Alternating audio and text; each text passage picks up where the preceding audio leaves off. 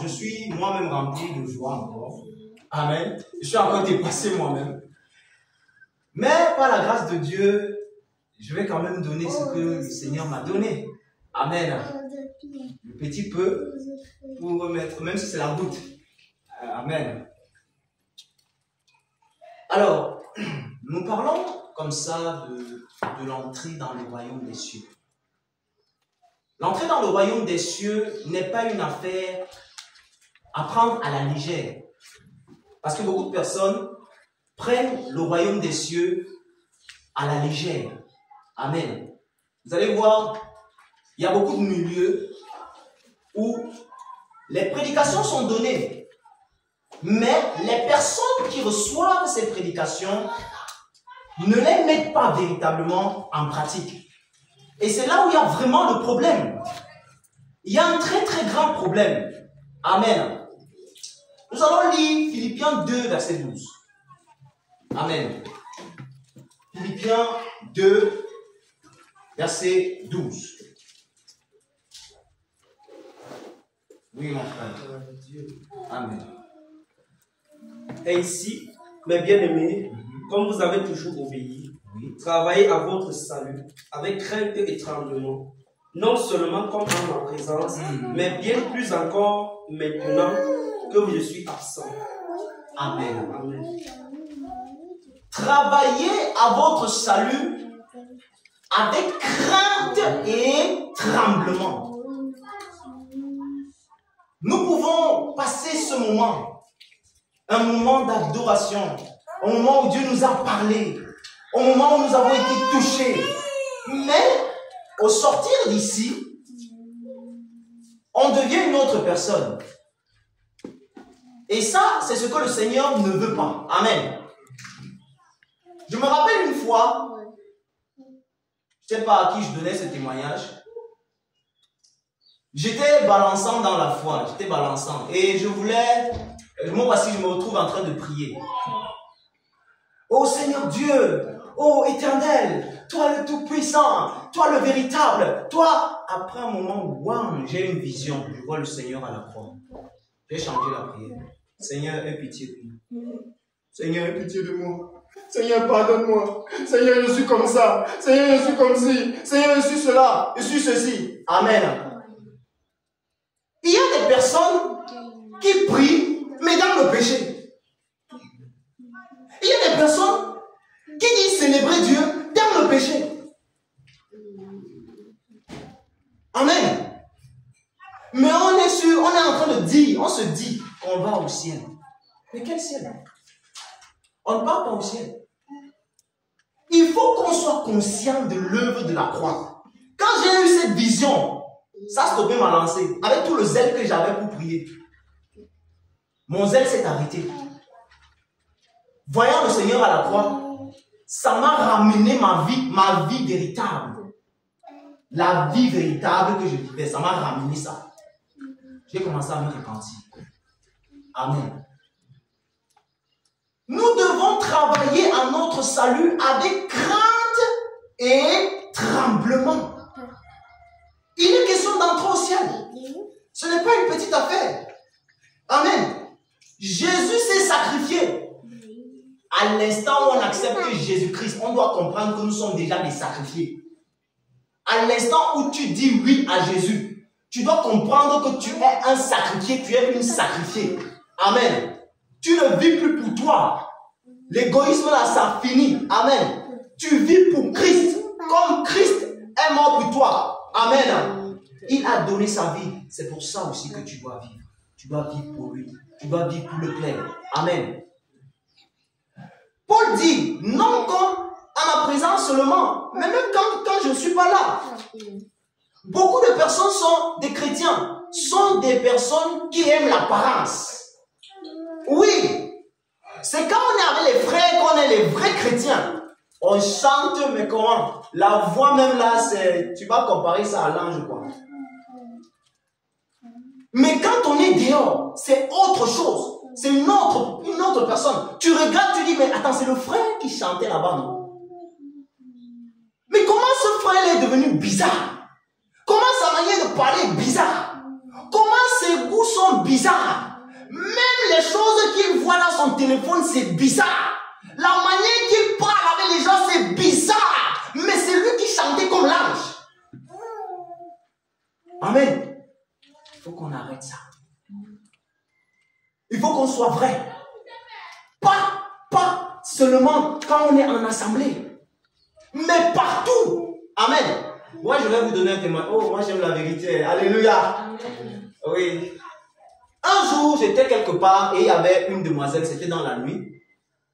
Et voilà l'ennemi qui me dit, couche avec elle. Amen. Oui, j'aime la vérité. Moi, j'aime la vérité. L'ennemi me dit, couche avec elle. J'ai regardé le ciel. J'ai dit, Seigneur, je ne peux pas te trahir. Je me suis tourné. Je suis parti. Amen. C'est ça qui veut dire que même quand les frères ne sont pas là, même quand il n'y a personne qui te voit, il n'y a pas de lumière, tu dois savoir, comme Joseph a su, comment ferais-je un aussi grand mal et pécherais-je contre mon Dieu? Parce que Dieu te voit. Dans les situations, Dieu te voit. Même quand tu crois que tu es dans le noir, de la nuit noire, du minuit noir, dans une grotte noire, Dieu te voit. Il sonde de tes cœurs, ton cœur. Il sonde de tes pensées. Il te connaît. Il te connaît. Il te voit.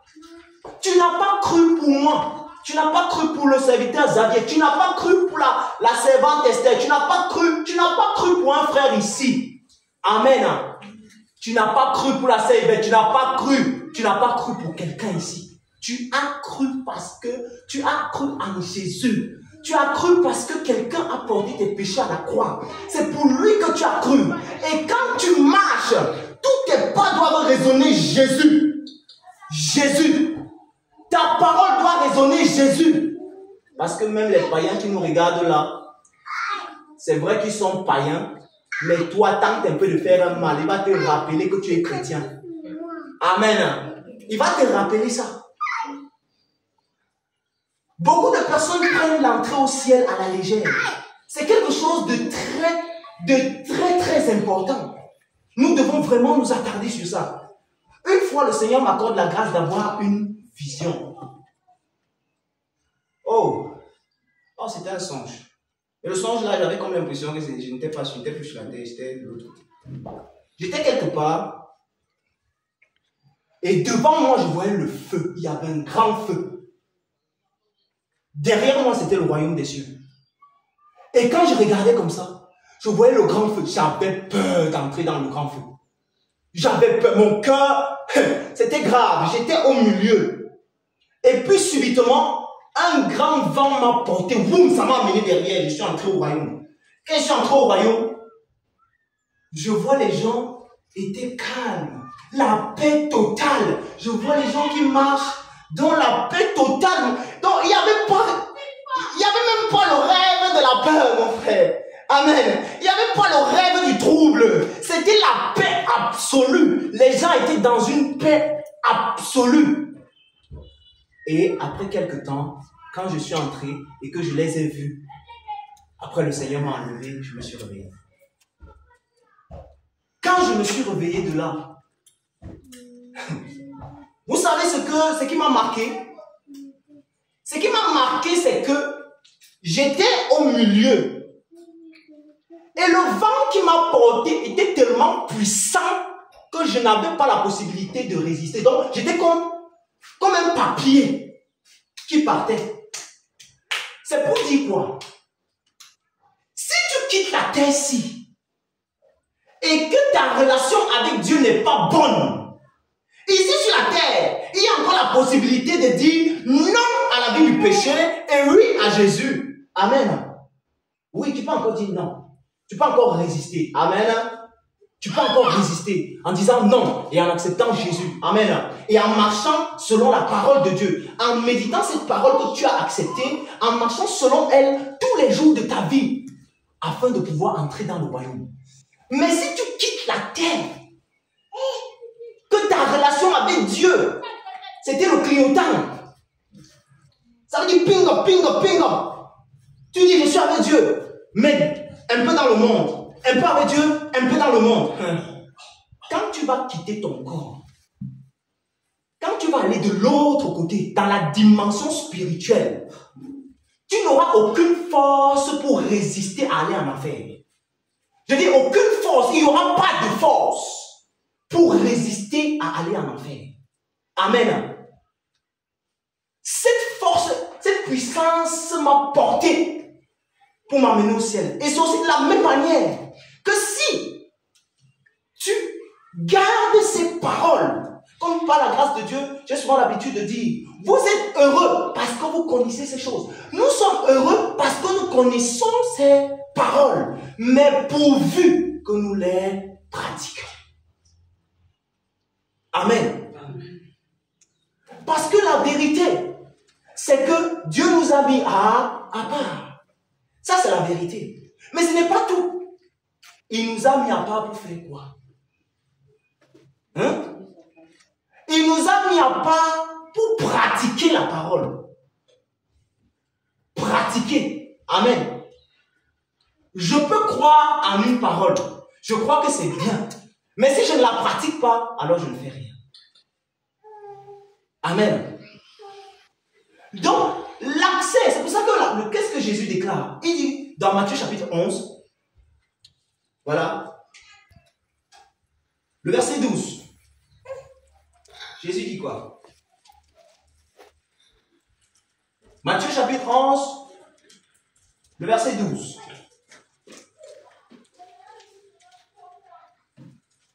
Gloire à Dieu. Amen.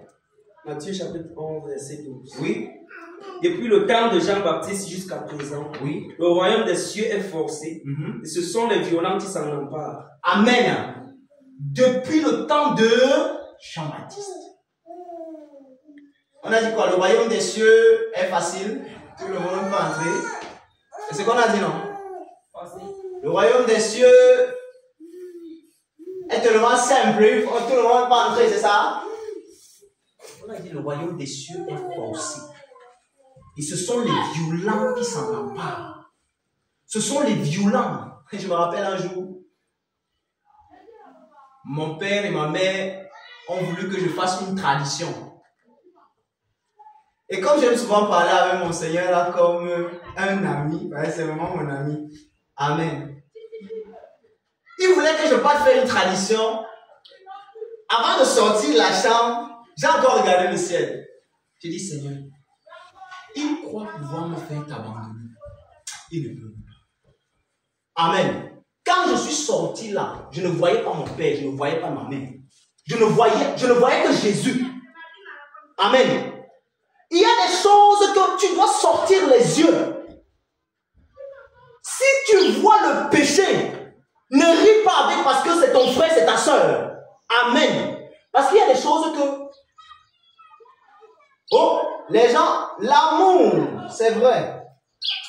Mais si je vois que tu es en train de manifester le péché, je vais te dire, frère, arrête ce que tu fais là. Ça ne vient pas de Dieu. Amen. D'une manière sévère. Parce que si une sœur s'approche déjà dans un autre esprit, c'est qu'elle veut te tuer. Elle veut tuer ton âme. Hey! Amen. Amen. Amen. Amen. Si tu commences à dire non, l'amour, elle va te tuer. Vérité. Elle va te tuer. Amen. Amen. Le royaume des cieux forcés, ce sont les violents qui s'en emparent. Amen. C'est là où la parole de Dieu dans Matthieu 5, 29 est venue. Si ta main est une occasion de chute, coupe. Imagine un peu que, vrai, il fallait vraiment couper sa main. Amen.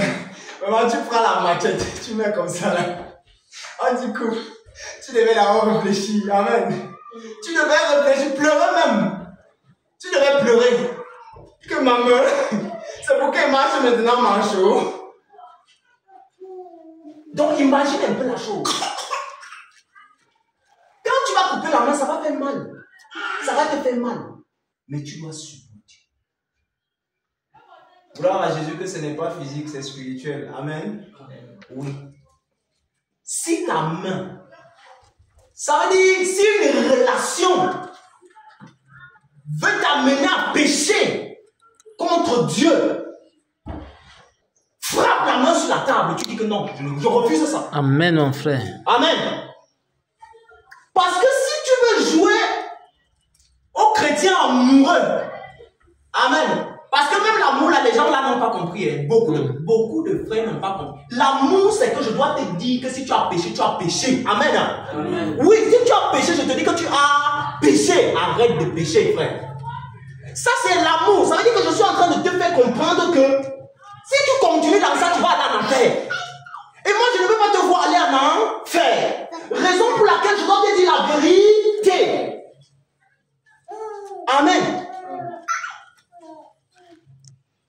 Qui est content ce matin?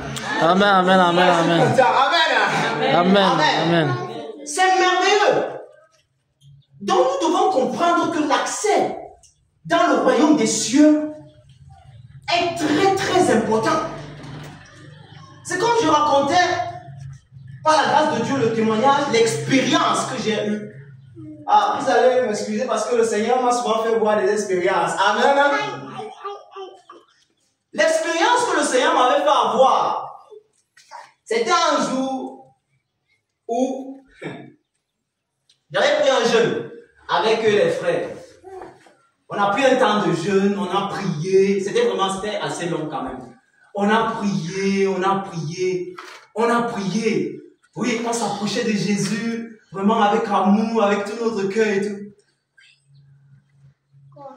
Le dernier jour, il était quelque chose comme 2 heures. Je vais avoir une vision. La vision là était quoi?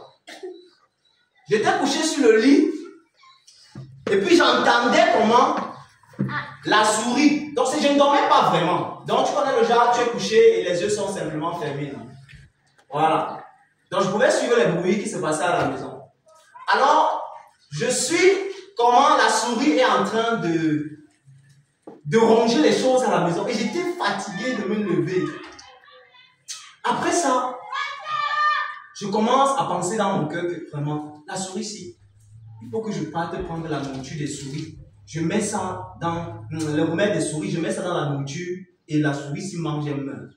Comme je suis en train de penser à ça comme ça, c'est comme ça que j'ai comme l'impression que je me suis levé. Je suis parti prendre le remède des souris et j'ai mis ça dans la nourriture. Et je suis parti mettre ça, c'était dans la salle de bain. J'ai mis la nourriture là dans la salle de bain, j'ai mis le remède de souris là-bas dedans. Et pendant que je suis en train de faire ça, j'entends quand je lève les yeux, je ne vois plus le plafond ici. Donc je ne vois plus le plafond qu'il y avait dans la salle de bain. Je vois le ciel. Le ciel est carrément ouvert. Je vois un grand trou dans le ciel. Et je vois les anges qui étaient sur les chevaux. Les anges descendaient. Ils étaient sur les chevaux. Ils descendaient. Et je vois le Seigneur Jésus-Christ sur le cheval. Le cheval blanc. Il descendait. Il descendait. Et pendant qu'ils étaient en train de descendre, me voici. Oh Seigneur, me voici. Oh Seigneur, me voici. Oh Seigneur, me voici. Je me prosternais seulement. Oh Seigneur, me voici. Oh Seigneur, me voici. Le Seigneur ne faisait que descendre avec les anges. Il descendait sur les chevaux. Il descendait. Il descendait. Après un certain niveau de l'espace, le Seigneur est descendu de son cheval. Il a commencé à marcher sur l'air. Il avait un truc là, ça venait comme ça. Là, il avait une longue robe. Il avait un truc là, c'était comme... C'était rouge. Oh, mais ça allait comme ça. Je me rappelle bien. Amen. Alors, voilà comment, quand le Seigneur s'approchait de moi, je ne fais que dire, Seigneur, me voici. Oh, Seigneur, me voici. Et il s'approche de moi avec tellement d'élégance et tellement de paix. Je ressentais la puissance Je ressentais la grandeur. On n'a pas besoin de te dire que c'est Jésus. Tu sais que c'est Jésus. Je ressentais la puissance. Je ressentais la grandeur. La sainteté. La sainteté atteint son paroxysme. Il avance. Il avance. Il avance. Et moi, je ne fais que me prosterner. Seigneur, me voici. Oh Seigneur, me voici. Après, arrivé à un certain niveau où j'étais, bam, la vision s'arrête. Je me rends compte que je suis sur le lit. Je me suis réveillé. Et puis j'ai commencé à pleurer. J'ai commencé à pleurer à chaudes larmes. Vous savez pourquoi je pleurais? Je me suis posé la question de savoir, est-ce que c'est le Jésus là qu'on attend ou bien c'est un autre Jésus? Parce que si c'est le Jésus là qu'on attend, l'église n'est pas encore prête. Si c'est le Jésus là, le Jésus que moi j'ai vu là, hein? Si c'est lui que j'ai vu, l'église doit travailler. L'église doit travailler. Car la Bible dit, travaillez à votre salut avec crainte et tremblement. C'est exactement ce que ça veut dire. Ça veut dire que tu dois travailler avec crainte. Ça veut dire que quand le péché s'approche, tu dis, je te condamne au nom de Jésus. Amen. Amen. Tu dois fuir le péché. Parce que Jésus est saint. Parfois on dit saint. Oh Seigneur, tu es saint. Oh Seigneur, tu es... Ce que j'ai vu. Non. J'ai compris que ce qu'on a souvent l'habitude de dire, c'est pas la même chose. C'est pas la même chose. Amen. Nous devons travailler. Nous devons travailler. Nous devons nous sanctifier. Oui, allez vers Jésus, dit Jésus, sanctifie-moi, Seigneur, sanctifie-moi. Amen. Seigneur, aide-moi, aide-moi. Nous devons pleurer à Dieu. Avant, voilà comment on appelait les vrais enfants de Dieu avant, l'église des pleureurs. Vous connaissez le nom là? L'église des gens qui pleurent. Amen. Parce que ils avaient compris quelque chose. Et pour s'approcher de Jésus, dans cette sainteté-là, il fallait vraiment être vrai. Il fallait être sincère. Il fallait être authentique. Ne sois pas une Tiliane qui n'est pas Tiliane. Amen. Sois vraiment Tiliane. Ne sois pas un serviteur Xavier qui n'est pas vraiment le serviteur Xavier. Sois exactement le serviteur Xavier. Amen. Sois authentique. Sois vrai. Il faut que ton je t'aime, quand tu dis à ton frère je t'aime, que ça vienne vraiment du fond de ton cœur. Amen. Oui, quand tu dis une parole, il faut que ta parole soit exacte avec ce qui vient de ton cœur. C'est pour cela que lorsque Jésus-Christ, il va parler dans Matthieu, il dit quoi? Il dit, lorsque ce peuple s'approche de moi, il m'en a de quoi? Des lèvres, mais son cœur est éloigné de moi. Vous croyez que le Seigneur est content? Il n'est pas du tout content. Le Seigneur n'est pas content. Vous pouvez comprendre à quel point quand Ananias et Saphira, quand ils ont fait ce qu'ils faisaient là, eux ils faisaient les choses dans le secret. Mais quand ils sont entrés devant Pierre, l'apôtre du Seigneur, amen, pendant que lui mentait là-bas, Pierre ne dit pas pourquoi est-ce que tu as menti à Pierre. Non. Pierre ne dit pas ça. Pierre ne dit pas tu as menti au serviteur de Dieu. Non. Amen. Pierre dit mais comment Satan a-t-il rempli ton cœur au point où tu mentes au Saint-Esprit? Parce que Pierre n'était plus Pierre que tu vois. Amen. Pierre n'était plus le Pierre charnel.